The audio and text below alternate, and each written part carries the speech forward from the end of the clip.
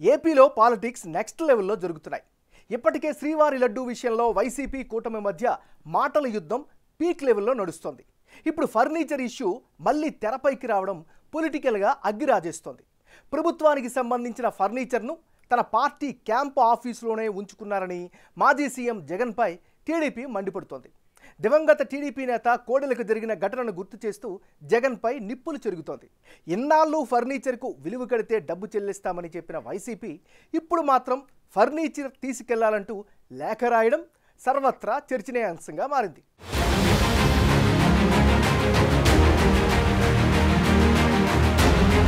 ఏపీలో furniture politics కాకపుట్టిస్తున్నాయి. తాడేపల్లిలో Jagan camp ఆఫీస్లోని ఫర్నిచర్పై రచ్చ మళ్లీ మొదలైంది.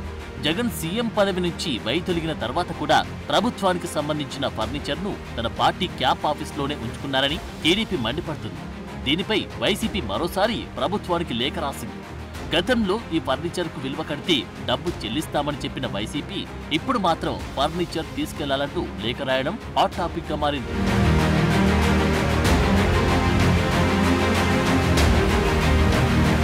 క్యాంప్ ఆఫీస్లో కొంత ఫర్నిచర్ వాడుకుంటామని, మిగిలింది స్వాధీనం చేసుకోవాలని లేళ్ల అప్పిరెడ్డి లేఖ రాశారు. క్యాంప్ ఆఫీస్ను పార్టీ కార్యాలయంగా మార్చడంతో ఫర్నిచర్ను స్వాధీనం చేసుకోవాలని ప్రభుత్వాన్ని కోరారు.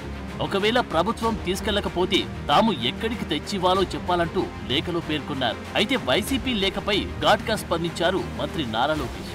జగన్ను ముఖ్యమంత్రి పదవి నుంచి జనం దింపేసినా సిగ్గు లేకుండా కుర్చీలు, టేబుళ్లు, సోఫాలు ఎత్తుకుపోయారంటూ ట్వీట్ చేశారు.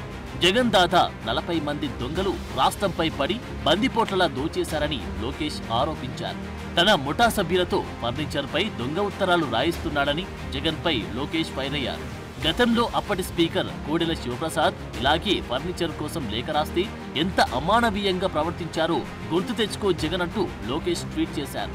ఫర్నిచర్ దొంగ అంటూ అప్పట్లో ఆయనపై వైసీపీ సర్కార్ కేసు పెట్టిందని, ఆ అవమానంతోనే కోడెల శివప్రసాద్ ఆత్మహత్య చేసుకున్నారన్నారు.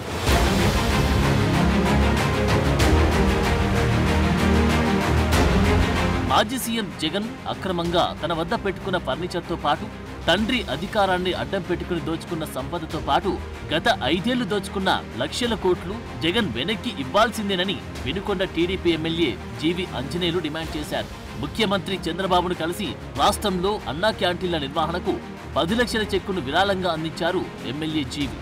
అన్నింటిలో దొంగగా అడ్డంగా దొరికింది చాలక ఇప్పుడు ఫర్నిచర్ దొంగతనం కప్పిపుచ్చుకునేందుకే ముసలి కన్నీరు కారుస్తున్నారని నిప్పులు చెరిగారు.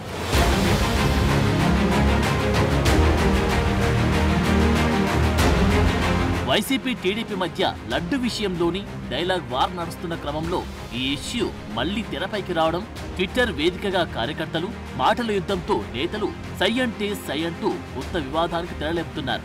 రానున్న రోజుల్లో ఈ వివాదం ఏ రకంగా మారుతుందో అని చర్చ జరుగుతోంది.